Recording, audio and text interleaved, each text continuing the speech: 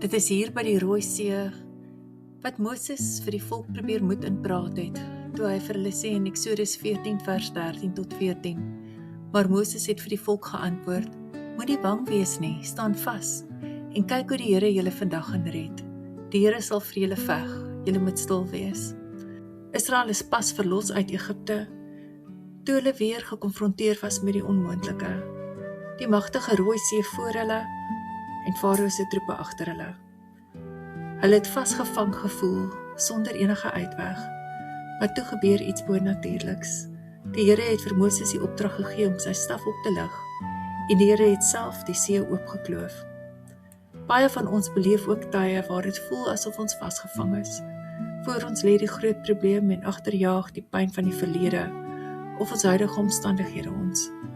Maar die Here is steeds dieselfde. Die Here wat die Rooi See oopgemaak het.